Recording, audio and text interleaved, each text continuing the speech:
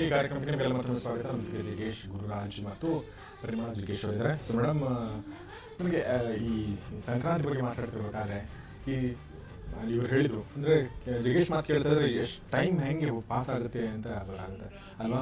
ಒಂದು generation change ಆಗಿದೆ. ಆದರೂ ಶ್ರೀನಿವಾಸ ಮೂರ್ತಿ ಅದೇ ನಿಮಗೂ ತಂದೆ ಆಗಿರೋ ಅವ್ರಿಗೂ ತಂದೆ ಆಗಿದ್ದಾರೆ. ಇನ್ನೂ ಗುರುರಾಜ್ ಮಗನಿಗೂ ತಂದೆ ಆಗಿಲ್ಲ. ತುಂಬ ಒಳ್ಳೆಯದು, ಇಟ್ಸ್ ವೆರಿ ಗುಡ್.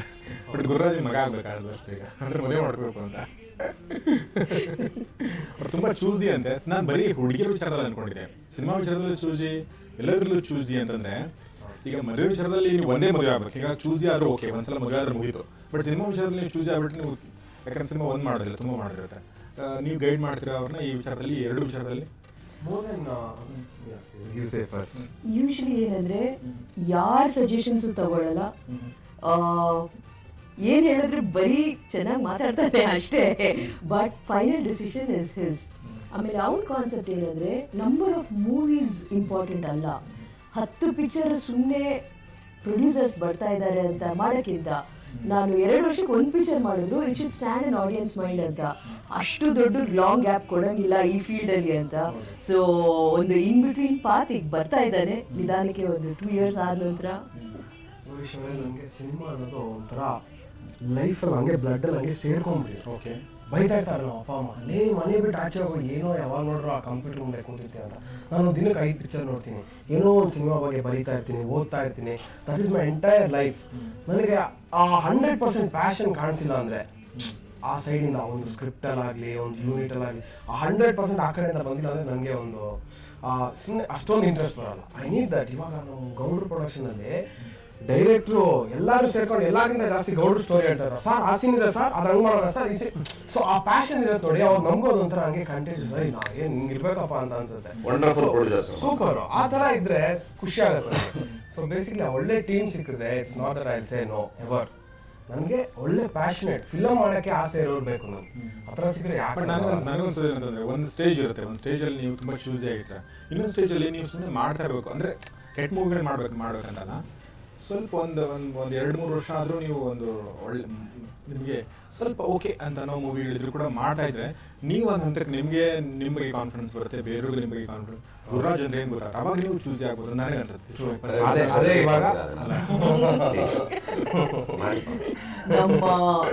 ನಾವು ಏನಾಗ್ಬಿಟ್ಟಿದೆ, ನಾವು ಅವ್ರಿಗೆ ಅನುಕೂಲ ಆಗ್ಬಿಟ್ಟಿದೀವಿ. ನಾವು ಹೇಳಿದ್ರೆ ಏನೋ ನಮ್ಮಪ್ಪ ಹೇಳ್ತಿದ್ದಾನೆ ಅಂತ ಬರ್ತದೆ. ನೀವೆಲ್ಲ ಹೇಳಿದ್ರೆ ಅಟ್ಲೀಸ್ಟ್ ಅವನಿಗೆ ಅನ್ಸ್ಬೋದು. ಕಲಾವಿದ ಮೋಲ್ಡ್ ಆಗೋದು ಯಾವಾಗ ಅಂದ್ರೆ ಪಿಕ್ಚರ್ ಬೈ ಪಿಕ್ಚರ್ ಮಾಡಿದಾಗ ಅವ್ರಿಗೂ ಕೂಡ ಸೆಲ್ಫ್ ಎಕ್ಸ್ಪೀರಿಯನ್ಸ್ ಆಗುತ್ತೆ. ಈಗ ಸಂಕ್ರಾಂತಿ ಪಿಕ್ಚರ್ ನನಗೆ ಏನೇನೋ ಗೊತ್ತಿರಲಿಲ್ಲ, ನಾನು ಒಂದು ಶೂಟಿಂಗ್ ಸ್ಪಾಟ್ಗೆ ಹೋಗಲಿಲ್ಲ, ನನಗೆ ಯಾವುದ್ರ ಬಗ್ಗೆ ನಂಗೆ ಗೊತ್ತಿರಲಿಲ್ಲ. ಗೌಡ್ರು ಒಂದಿನ ಫೋನ್ ಮಾಡಿ, ಗುರು ನೀನು ಬಂದು ಸಾಂಗ್ ನೋಡೋರು, ನೀವು ನಂಬಲ್ಲ ಸರ್, ನಾನು ಸಾಂಗ್ ನೋಡಿ ಕಣ್ಣು ನೀರು ಬಂತು. ಎಷ್ಟು ಖುಷಿ ಆಯಿತು ಅಂದರೆ ಎಷ್ಟು ಎಫರ್ಟ್ ಹಾಕಿ ಮಾಡಿದ್ದಾನೆ ಅವನು, ಎಷ್ಟು ಟ್ಯಾಲೆಂಟ್ ಇದೆ ಅವನಿಗೆ, ಯಾಕೆ ಇವನು ಯೋಗ್ಯ ಎಲ್ಲ ಕಥೆಗಳು ಫೋನಲ್ಲ ಅಂತವಲ್ಲ ಅಂತ ಮನಸ್ಸಲ್ಲೇ ಸಖತ್ ಹೋಗ್ಬಿಡ್ತು. ಎಸ್ಪೆಷಲಿ ಆ ಫಸ್ಟ್ ಸಾಂಗ್ ಒಂದು ಬ್ರೇಕ್ ಮುಂಚೆ ಹಾಕಿದ್ರಲ್ಲ, ಎಷ್ಟು ಕಷ್ಟಪಟ್ಟು ಪ್ರಾಕ್ಟೀಸ್ ಮಾಡಿ ಎಲ್ಲ ಮಾಡಿದ್ದಾನೆ ಅಂದರೆ ನನಗೆ ನೀವು ಆಶ್ಚರ್ಯ ಪಡ್ತೀರಿ. ಆ ಡ್ಯಾನ್ಸ್ನ ನಾನು ನೋಡಿದೆ, ನಾವು ಮಾಡಿದ್ದು ನನಗೆ ಶಾಕ್ ಆಯಿತು. ಯಾಕೆ ಅಂದರೆ ಅವ್ನು ಡ್ಯಾನ್ಸ್ ಮಾಡಿದೆ ನನಗೆ ಗೊತ್ತಿಲ್ಲ, ಮಾಡ್ತಾನೆ ಗೊತ್ತೇ ಇಲ್ಲ ನನಗೆ. ನಾನು ಇದ್ರಲ್ಲಿ ಬೇರೆ ಸ್ಪೆಷಲ್ ಬಿಲ್ಡಪ್ ಎಲ್ಲ ಹಾಕ್ಬಿಟ್ಟು ನೋಡಪ್ಪ ಬಾಡಿ ಲ್ಯಾಂಗ್ವೇಜ್ ಆಗಿರಬೇಕು, ಹೀಗಿರಬೇಕು ಅಂದರೆ ಒಂಥರ ಎಕ್ಸ್ಪ್ರೆಷನ್ ಇದು.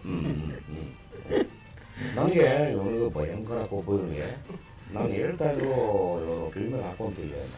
ಆಮೇಲೆ ಅವ್ನ ಉತ್ತರ ನಾನು ಕೊಟ್ಟಿದ್ದೇನು ಅಂದರೆ, ನೋಡಿ ನನಗೆ ಮಾಡಕ್ಕೆ ಬರಲ್ವಾ ಅಂತ ಸೈಲೆಂಟಾಗಿ ಕೊಟ್ಟ. ಹಾಗಾಗಿ ಅವನು ಇನ್ಬಿಲ್ಟಲ್ಲೇ ಇದೆ ಏನೋ ಒಂದು, ಅದನ್ನು ಈಚೆ ತರಿಸೋದಕ್ಕೋಸ್ಕರ ಆದರೂ.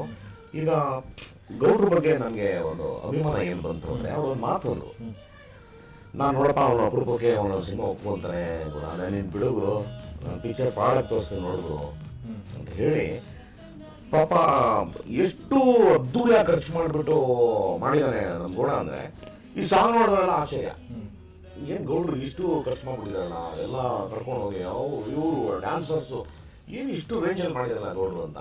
ನನಗೆ ಅದೊಂದು ಆ ಅಭಿಮಾನಕ್ಕೆ ನಾವು ಶಿವರುಣಿ. ಒಂದು ಒಳ್ಳೆಯ ಚಿತ್ರ, ಸಂಕ್ರಾಂತಿ ಚಿತ್ರ. ನಾನು ಇನ್ನೊಂದು ಆಸೆ ನನಗೆ, ಈ ಸಂಕ್ರಾಂತಿ ಹಬ್ಬದ ದಿನ ಬಿಟ್ಬಿಟ್ಟಿದೆ ಗೌಡ್ರೆ ಅಂದೆ. ಆಮೇಲೆ ನನಗೆ ಒಂದು ಡೌಟ್ ಆಯಿತು, ಏನಂತಂದರೆ ನೋಡಿ ಈ ಸಂಕ್ರಾಂತಿ ಹಬ್ಬಕ್ಕೆ ನಮ್ಮ ಒಂದು ತನಕಿನ್ನ ಈ ಪರಭಾಷೆ ಕಲೆಗಳನ್ನ ವ್ಯಾಮೋಹ ನಾವು ಜಾಸ್ತಿ ಮಾಡ್ಕೊತಾ ಇದ್ದೀವಿ.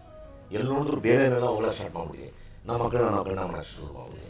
ಆ ಸ್ಥಿತಿಯೆಲ್ಲ ಹೊರಟೋಗ್ಬಿಡ್ಲಿ, ಫೆಬ್ರವರಿಗೆ ಬನ್ನಿ ನಾವೇ ಮಾತಾಡ್ಕೊಂಡ್ವಿ ಅಂತಾರೆ.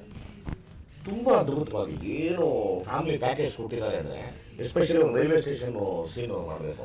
ನಾನು as a producer railway station ಬೇಕಾಗೌಡ್ರಿ ಅಂತಂದರೆ ಆಯಪ್ಪ ಹೆಂಗ ನೋಡ್ರೆ ಗುರು ನಮ್ಮ ರೈಲ್ವೆ ಸ್ಟೇಷನ್ನೇ ಬೇಕು.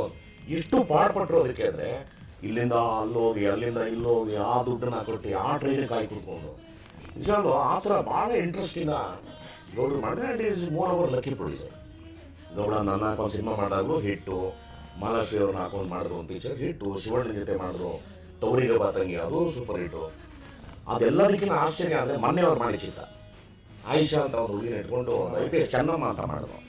ನೀವು ನಂಬೋದಿಲ್ಲ, ಎಲ್ಲ ಸೂಪರ್ ಸ್ಟಾರ್ಗಳಿಗಿಂತ ಟಾಪ್ ಆಗೇ ಕಲೆಕ್ಷನ್ ಹುಬ್ಳಿನಲ್ಲ. ಆಲ್ಮೋಸ್ಟ್ ಒಂದು 45 ಲಕ್ಷ ಕಲೆಕ್ಷನ್ ಮಾಡಿಬಿಡ್ತು ಬಾಂಬೆ ಕರ್ನಾಟಕ ಪಿಕ್ಚರ್. ಹಾಗೆ ಒಂದು ಲಕ್ಕಿ ಪ್ರೊಡ್ಯೂಸರ್ ಸಿಕ್ಕಿದಾನು ಮಾಡಿದ್ದಾರೆ. ಸೊ ಅದೇ ನಾವು ಈಗ ನೀವೇನು ಹೇಳಿದ್ರಿ ಅದೆಲ್ಲ ತೆರೆ ಮೇಲೆ ಚೆನ್ನಾಗಿ ಬಂದು ನಾವು ನಿಮ್ಮ ವರ್ಕ್ ನಿಮಗೂ ಗೊತ್ತಾಗಬೇಕು, ಬೇರೆಯವ್ರಿಗೆ ಗೊತ್ತಾಗಬೇಕು. ಅದು ತುಂಬ ಸಿನಿಮಾಗಳು ಮಾಡ್ತಾ ಹೋದ್ರಷ್ಟೇ ಗೊತ್ತಾಗುತ್ತೆ ನನಗೆ ಅನ್ಸುತ್ತೆ. ಸೊ ನೀವು ಹೇಳ್ತಾ ಇದ್ರಿ ನೀವು ಅದೇ ಇನ್ನೊಂದೇನು ಆಶ್ಚರ್ಯ ಅಂದ್ರೆ ಇನ್ನ ಮೈಂಡಿಗೆ ಅದು ಸಿಂಕ್ ಆಗಿಲ್ಲ. 2 ಪಿಕ್ಚರ್ ಹೀರೋ ಮಾಡಿದ್ರು. ಫಸ್ಟ್ ಸಾಂಗ್ ಬಂದಾಗ ನನಗೆ ಯಾರು ಡ್ಯಾನ್ಸ್ ಮಾಡ್ದಂಗಿದೆ, ಸರ್. ನನ್ ಗುರು ಡ್ಯಾನ್ಸ್ ನಾವೇನಾದ್ರೂ ಹೀರೋಯಿನ್ಗಳ ಜೊತೆ ಡ್ಯಾನ್ಸ್ ಮಾಡಿದ್ರೆ ಇವ್ರು ಮಕ್ಕಳನ್ನ ನೋಡೋಕ್ಕಾಗೋದಿಲ್ಲ. ಆ ಟೈಪ್ ಎಕ್ಸ್ಪ್ರೆಷನ್ ಎಲ್ಲ ಕೊಡೋದು.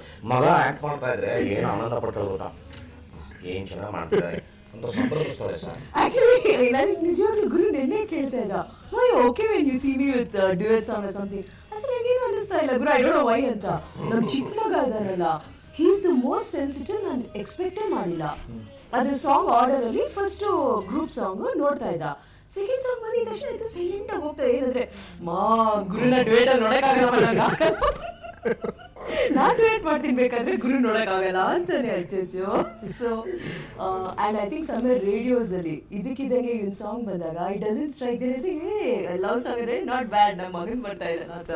ಅದು ಅವ್ರಿಗೆ ಹೊಸ ಅನುಭವ ಹೇಳ್ತಾ ಇದ್ದಾರೆ. Very big new experience. ಗುರು ಮುಖದಲ್ಲಿ ಕೂಡ ಗೊತ್ತಾಗ್ತಾ ಇದೆ. ಅದು ಹೆಂಗೆ ಜಗ್ಗೇಶ್ ಮಗ ಮುಟ್ತಾ ಗೊತ್ತಿಲ್ಲ. ಅದಂತೂ ಏನ್ರಿ ನಿಮ್ಮ ಅಪ್ಪ ಹೆಂಗಿರ್ತಾರೆ ನೀವ್ ಹೆಂಗಿರ್ತೀರಾ ಅಂತ. It's like complete opposites. ನನ್ನ ನೇಚರ್ ಕೂಡ ನೋಡಿದ್ರೆ ನನ್ನ ತಮ್ಮ is very similar to my dad. Outgoing, fit for this industry. ನಾನು ಸಖತ್ ಫ್ರಮ್ ದ ಪ್ರೊಡ್ಯೂಸರ್ಸ್ ಇಂದ ಎಲ್ಲ ನಿಮ್ಮ ಹಿಂಗ ಫಿಲಮ್ ಶೂಟಿಂಗ್ ಸ್ಟಾರ್ಟ್ ಆಯಿತು, 6 o'clock ಪ್ಯಾಕಪ್ ಆಯಿತು, ಮನೆಗೆ ಹೋಗಿರ್ತೀನಿ ನಾನು. ಅಲ್ಲಿರೋದು ಅದೊಂಥರ ಒಂದು ಆರ್ಟಿಸ್ಟ್ ಅಂದಮೇಲೆ ಒಂದು ಬರತ್ತೆ ನೋಡಿ, ಎಕ್ಸ್ಟ್ರೋವರ್ಟೆಡ್ ಟೆಂಡೆನ್ಸೀಸ್ ಇರೋಲ್ಲ ಜಾಸ್ತಿ. ಒಂಥರ ಎಷ್ಟು ಬೇಕೋ ಅಷ್ಟು ಮಾತಾಡೋದು. ನಿಮ್ಮ ಜೊತೆ ಕಂಫರ್ಟ್ ಝೋನ್ ಬಂದಿದೆ, because I have met you before ಎಲ್ಲ. If it was a new interview ಬಂದಿದ್ರೆ ನಾನು ಇಷ್ಟು ಓಪನ್ ಅಪ್ ಆಗ್ತಾ ಇಲ್ಲ, ನಾನು ಸೈಲೆಂಟ್ ಆಗಿ okay okay it's that you know. So Jaggesh ಅವರಿಂದ ಇನ್ನೂ ಕೆಲವು ಟಿಪ್ಸ್ಗಳು ಗುರುಗೆ. ಇಲ್ಲ ಒಂದು ನಿಮಿಷ.